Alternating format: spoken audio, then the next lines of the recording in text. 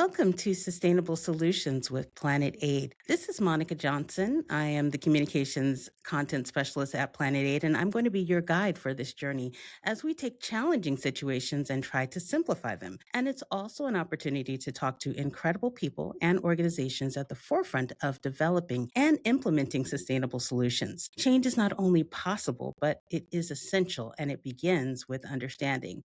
So hit that subscribe button wherever you're listening to or watching the podcast on so you won't miss these impactful conversations like the one we're about to get into. So today we're going to do things a little differently. We have a guest host for today's episode. We want to welcome Brianna Pollock. She is one of the members of the Planet Aid family. She works with the People to People Volunteer Enrollment Program. So she's going to tell us all about it. And plus, we will talk to a special guest who went through the program. So it will be a power-packed episode. Welcome, Brianna. Hello, thank you for having me. Of course. Brianna, tell us a little bit about your position with Planet Aid and give us some insight into the People to People Volunteer Program. I am a volunteer recruiter with Planet Aid. So my role is to connect people who are interested in international service with our People to People volunteer program. The program is a 10-month international volunteer experience where volunteers begin at Richmond Vale Academy, located in the Caribbean, where they spend 3 months training and preparing for the service phase. Once that is complete, volunteers travel to Malawi or Zambia, where they spend 6 months working on community-led development projects in the areas of health, education, and sustainable agriculture.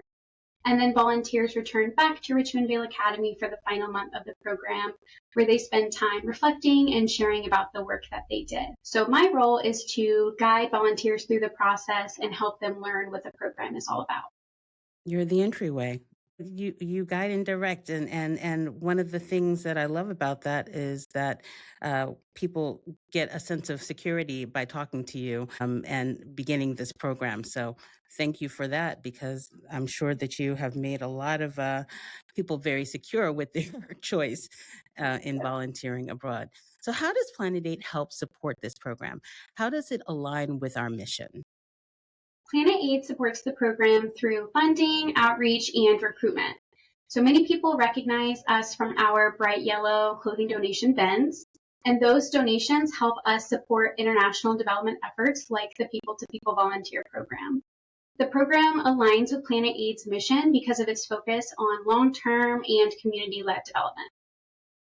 Very good. Very good. So hundreds of volunteers have gone through the 10-month program at the St. Vincent and the Grenadines. And again, we are delighted to have one of the volunteers with us today to give us some insight on his experience coming from the U.S., going to St. Vincent, and then going back to St. Vincent, and then participating in that service project in Malawi. We really want to hear a lot about that. So, Brianna, I'm going to just turn the reins over to you, my podcast host today, and give you the honor of introducing our guest today.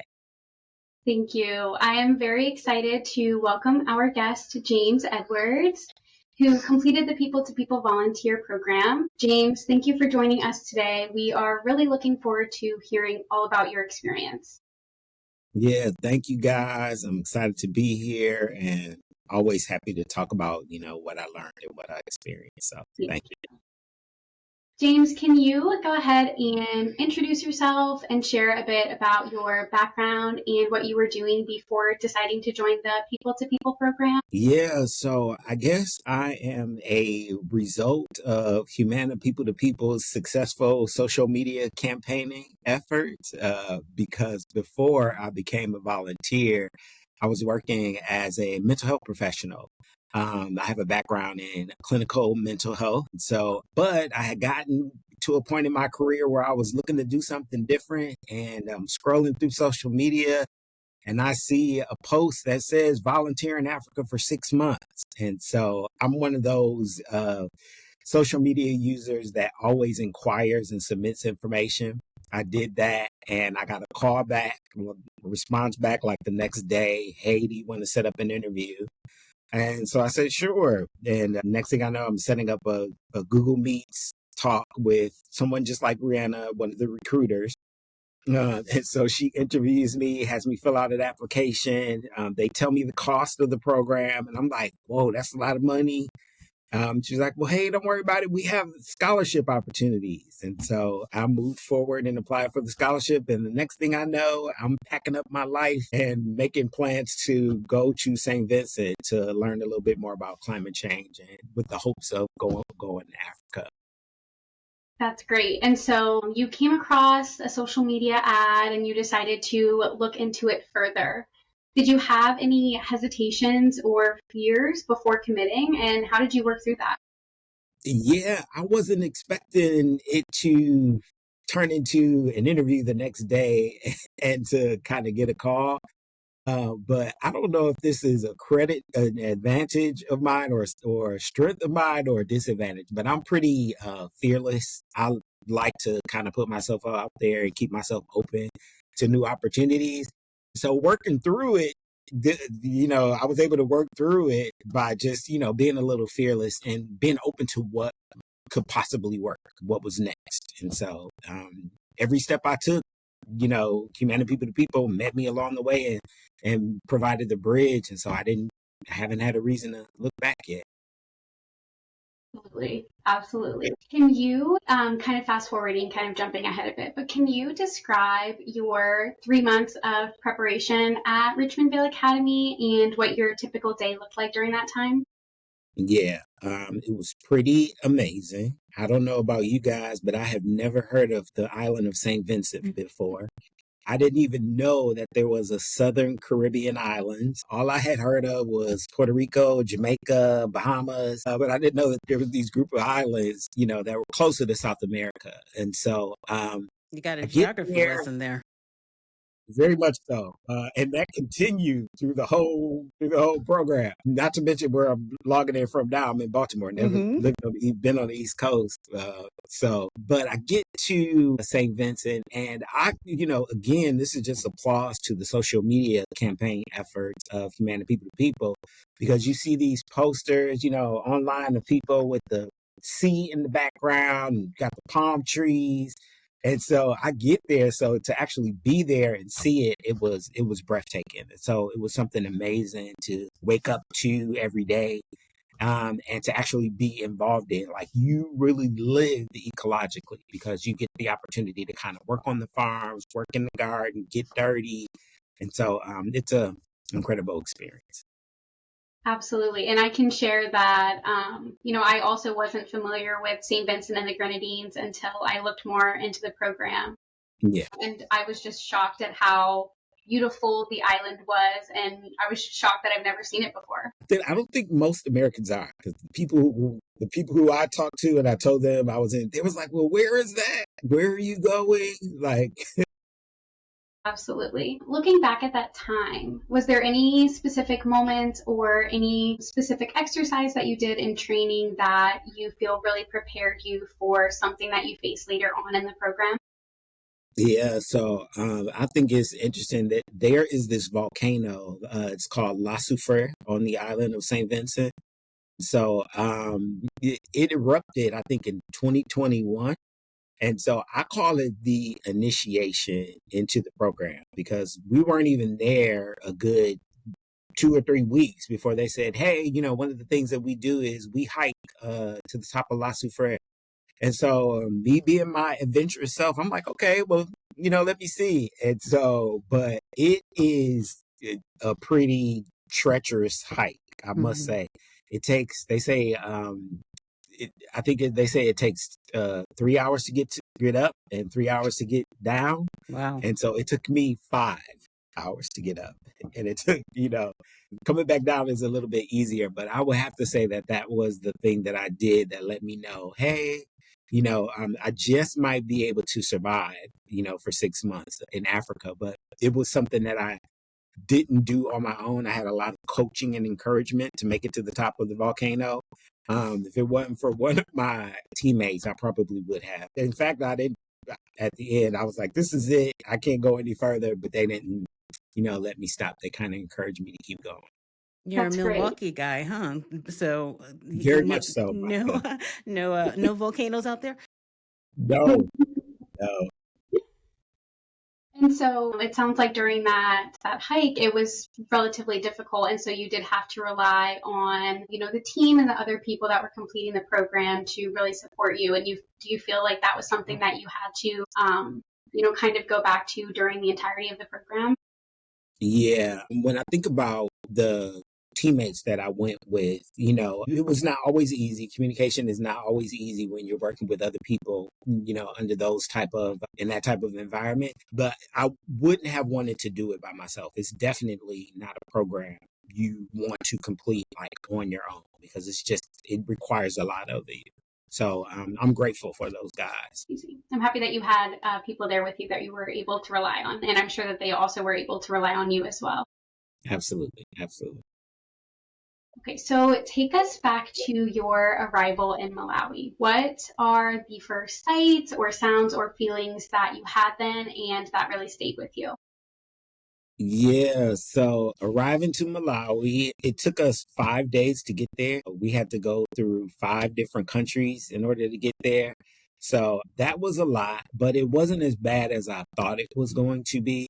And so I, was miseducated about Africa. And I think many people are. I was expecting it to be incredibly hot in Africa all the time. I was kind of expecting the same tropical environment that I experienced in St. Vincent in Africa, and it's not.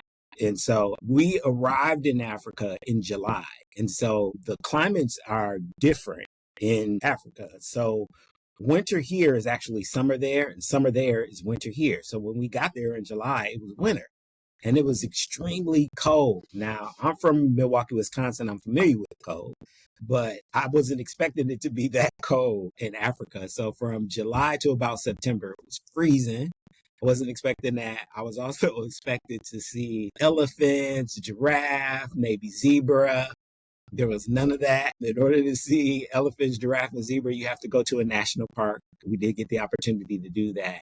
But those were some of the initial things that, kind of shocked me that I was looking forward to when I got to Africa, that I had to be prepared for something different. So when you say freezing cold, what do you mean? Like what kind of temperatures was it? Yeah, Monica. So anything below 60 degrees is cold to James. I'm from Wisconsin. It dips below 60. I'm sitting here with a coat on now because I'm still a little chilly. So it got down to like 40 and 50. Wow. Yeah. Good to So, know. and then Good to know. night it would drop even, at night it would drop even lower than that. So it was pretty cold. We had to, there were days I had to wear a hoodie, a jacket, winter coat and gloves some days. Oh my goodness. Wow. You're helping a lot of people out. Exactly. Can you walk us through a day in the life for you while you were in Malawi? So things like work, travel, meals, what your evenings look like, and just kind of your typical routine. Yeah, so our primary responsibility while we were there was to help to improve the educational infrastructure of preschools in rural Malawi. The preschool system in Malawi is not supported by the government. And so the communities or the villages actually create and run the preschools. And so developmental aid from people to people is helping Malawian communities or Malawian villages run their preschools by supplying the volunteers. So that was our first requirement. But we actually lived on the campus of DAP-DOA TTC. So developmental aid, DAP stands for developmental aid from people to people, and humana people to people, and or people to people, and developmental aid from people to people kind of work together along with Richmond Vale Academy and Planet Aid to bring volunteers there. So lived on the campus. That 2-year teacher training program prepares primary school teachers from what's called DNS. And DNS is just meeting the urgent need for primary school teachers in Africa. So we got Malawian residents or Malawian young adults that are in training to become primary school teachers. So we lived on the campus with them. And so we would eat with them. We interacted with them on a regular basis. We saw them just about every day. And there was a total of about 300 students, which is relatively small for a 2-year college here in America, but it was still a lot of people. So one of the things that I, always talk about is how challenging that 2-year teacher program is. I was describe it as an advanced learning program because they get so much in such a short period of time, and it's kind of strict.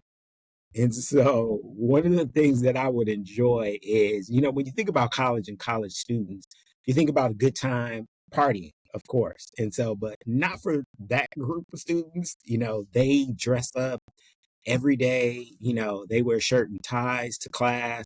And so on the occasions where they were able to kind of like loosen up and to be free and to party, it was different to see them in a different element, and they take it to a whole another level. They know how to celebrate when they get the opportunity to celebrate. I know you shared a little bit with me about a story that really stuck with you about one of the celebrations. Do you want to share it now? Yeah, they call it disco night. And so, Monica, I don't know the last time you heard the word disco. I hadn't heard the term disco used since the 80s. Yeah, right. And so I come on campus one night and I'm walking across campus and I hear like loud music coming from the main hall. And that was not normal. And so I'm wondering like, what's going on? And so I happened to see one of the students and I was like, you know what's going on in the main hall? He was like, yeah, we're having disco night. And I was like, well, what is disco? And he was like, well, they're going to do presentations. It's going to be singing. We're going to have dancing. And he said, come, just come check it out. And I was like, oh, okay. So I walked over there and I get there and it is the main hall is not set up. It's kind of plain and regular, but they had decorated it and there was a huge sound system, big speakers. There was a disco ball at the top of the ceiling. There was lights flashing going all around. So I'm sitting and I'm talking to one of the students, and she's kind of filling me in about what's going on, and then all of a sudden she disappears, and then the next thing I know, they have what's called like a mock wedding, and so the mock wedding was like a fashion show. And so I see her walking down the aisle as the bride for the fashion show. And I'm like, it was like so well coordinated. And it was, again, just a good time to see the kid, the students operate in a different, more relaxed light. So the disco night was definitely something that an event I hope I never forget. Thank you, James, for sharing that. I love that story when you shared. Yeah, you're welcome. So can you talk a little bit more about the development projects that you were involved in and how you worked with the community members and how you saw them leading or shaping that work?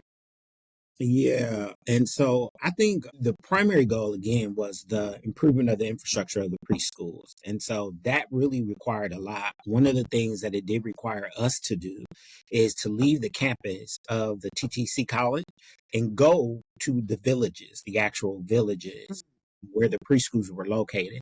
And so most of the villages were not really close to the college campus. They were like 3 to 5 miles away. And so when we say 3 to 5 miles, in Africa is a little bit different.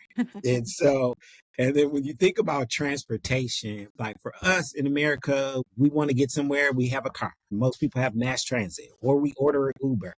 Not the case in Africa. And so we would have to ride a bike, through the hillside, mountainside of Africa sometimes. It was difficult, but I always tell people, to kind of soften it, that there is no other way to see the beauty of Africa and Malawi other than, being on the bike. Yeah, it would help if the bikes were electric, but we did not have, we did not have electric bike. And so we would go to the schools a couple times a week with African villages or Malawian villages. People are outsiders or foreigners can't just go into a village. Number one, you got the language barrier. Their language is Chichewa, is the language that they speak. And so, but you would have to get approval from the village chief. And so our preschool supervisor, that's kind of what he would do. And so they would have to make sure that, everything was okay with the village chief. The village chief would talk to the people, and the people were actually the teachers of the preschool. So again, volunteers, they're not paid. Teachers in the preschools in Malawi are called caregivers. And so the community members are actually the caregivers, and it's up to them to kind of decide what the need is and what they would like to see the volunteers accomplish while they're there. So it's a pretty involved process. I don't know about like you guys, but me, if it's something that I need to do, we are accustomed to just going in there and getting it done. It doesn't work that way, in Africa. So there's some kind of systems and support you have to go through. So familiarizing myself with their process was challenging, but I learned a lot. Absolutely. Yeah. Can you talk a little bit more about any specific projects or community activities that you were especially proud to be a part of? Yeah, so when it comes to community activities, we were offered a lot, in that 6 months that we were there, because directly across the street from the two-year teacher college is a refugee camp. And so this refugee camp was originally designed to hold only 14,000 people. It was created in 1994. It's been around for a while, but it now holds 56,000 plus refugees from Rwanda, Burundi, the Democratic Republic of Congo, Kenya.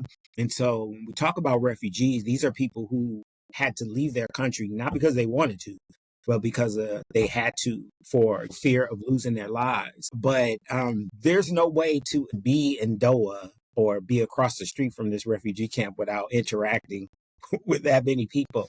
And so the markets are there.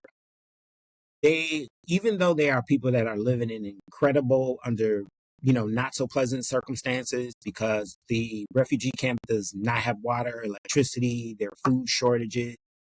There are 36,000 plus school age children who need, education. And so there are a lot of community-based activities that occur and a lot of community-based organizations that are also in need. And so I got the opportunity to work as a substitute teacher for English as a second language program. And so I still have regular contact with them via, a lot of the people that I worked with via social media. So that was definitely a star experience during the 6 months that I was there. That's awesome. Yeah. That's so awesome. And I know it's just one of those things that you'll always remember, the faces, the people, the children. Can you just go into some of the maybe share a story from one of your teaching experiences there? Yeah. Well, so my undergraduate degree was in community health education. I had a minor in biology.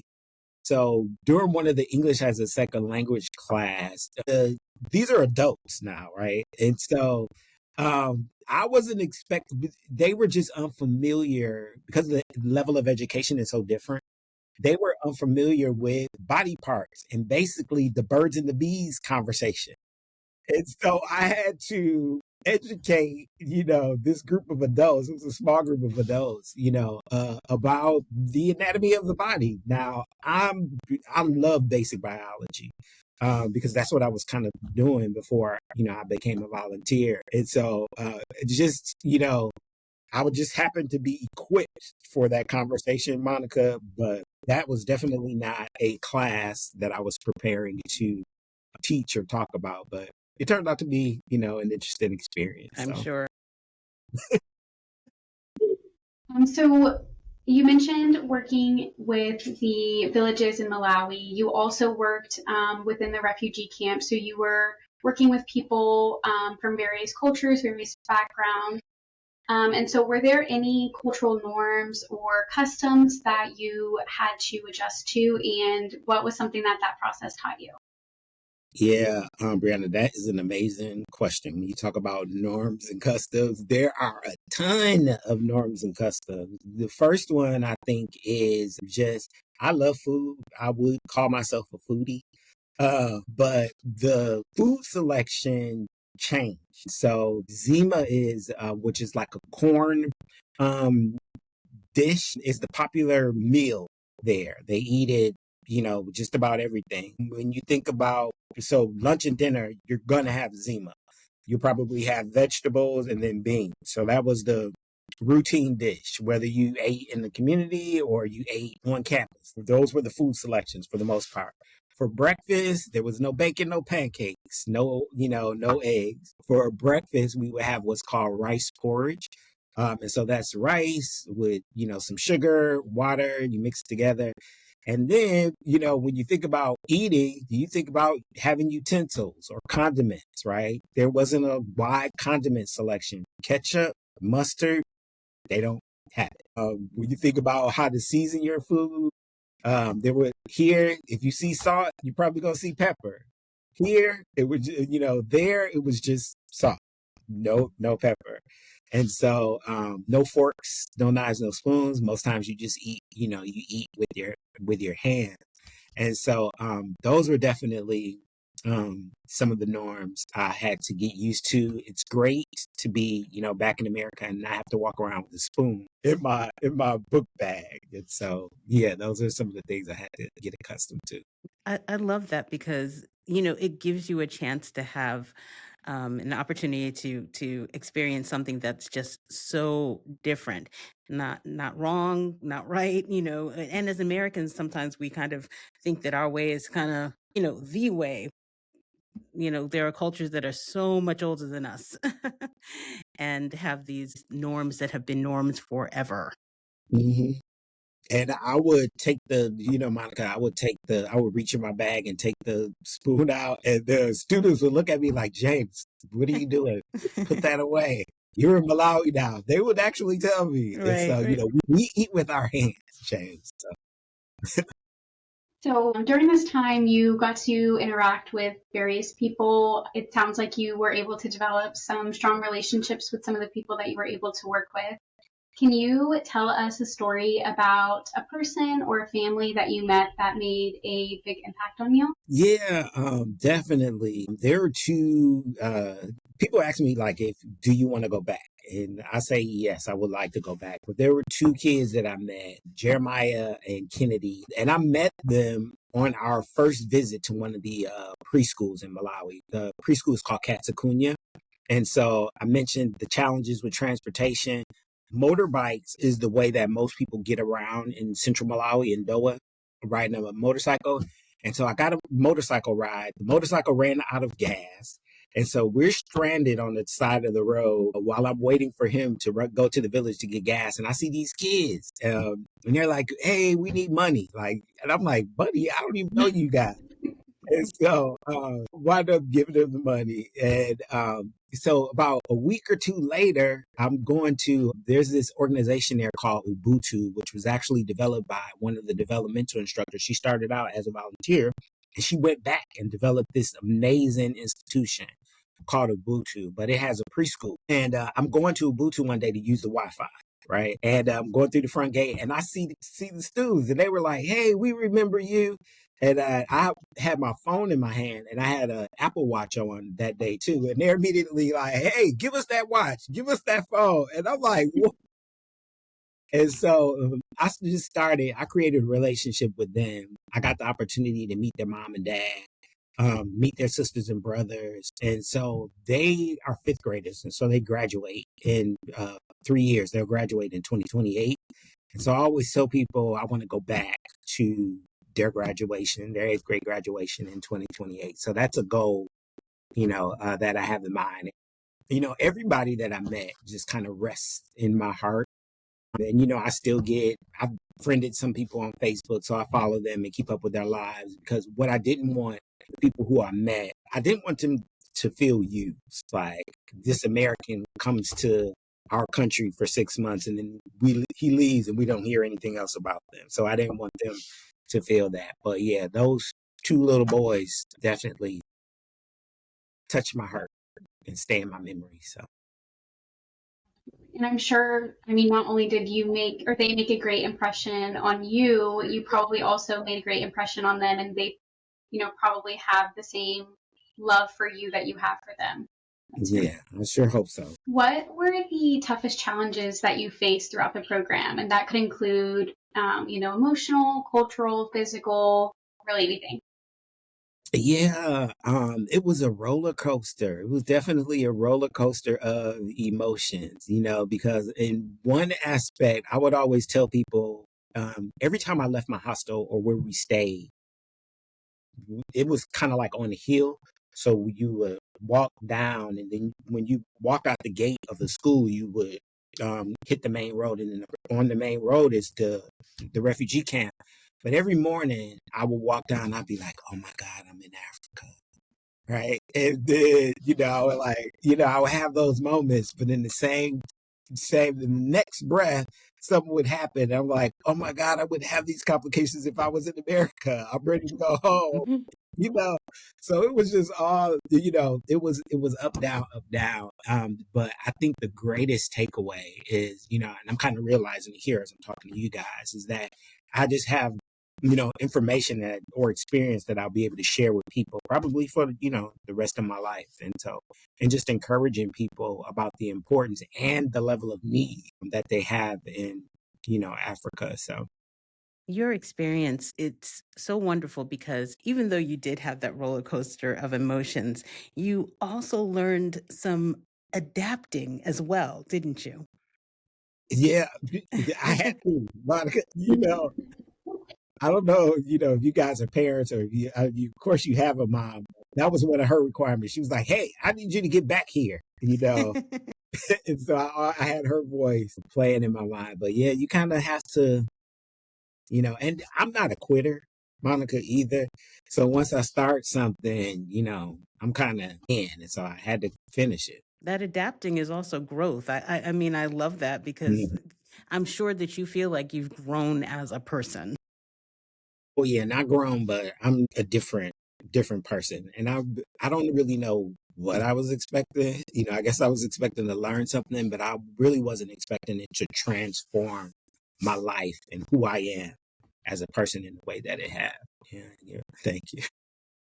On the topic of personal growth, do you feel Yeah. like you discovered any personal strengths? Yeah, I think at this point in my life, I'm not a young adult. And so, I'm a seasoned adult, but I've come to the realization about how much I still do not and how much more relearning that I have to do. And I definitely want to tell anybody who's considering volunteering abroad, like that's a great way to realize, how much you actually don't know, is to put yourself around different people, different culture. And not only that, but you'll definitely realize how much of an advantage we have as Americans, and how much we take for granted. So, yeah. Yeah, that's definitely something quite a few volunteers have mentioned, just kind of developing a level of gratitude for the life that we live and the things that we have when you see all the things that, we take for granted. Yeah. Yeah. I mean, even small things like a desk and chairs in the classroom. Like that's just for students there, that's not guaranteed. And that is considered a luxury. A desk, chair, a chalkboard with chalk, that's something extreme for them. So Can you talk a little bit about any of the changes that you got to witness during the time that you spent at the projects? And that could be, a big change or a small change changes personally or like within the program or within the program and within the community. yeah, I think within the program, one of the things that I'm really grateful that we had the opportunity to do as a team, there are, for the 10-month program, there are two teams that go out per year. So there's a team that goes out in April and a team that goes out in October. So we were a part of the April team. And so, but the October team, they came back to the island of St. Vincent right when we left. They came back before we left. And so we didn't get the opportunity to talk to them. So, but when we got back, the October team was there. There's a group of students there, volunteers there right now. So we were able to kind of see them, talk to them, give them some coaching, let them know what they should kind of be prepared for, really inform them that the life you have here at St. Vincent is not going to be the life you have in Africa.